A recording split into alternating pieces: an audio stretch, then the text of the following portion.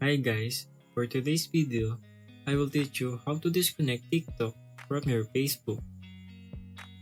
First, go to your Facebook, then click the menu bar at the bottom right corner. Then click Privacy and Settings. Then click Settings. Scroll down and find the category of Permissions. Then click the Apps and Websites. In here, you can see all the apps that connected in your Facebook. Click the TikTok app. Then tap on Remove. You will have two options. If you want to delete posts and videos, click the first one. And if you want to just disconnect your FB to TikTok, then click the second one. Once you're done, tap on Remove. Then that's it.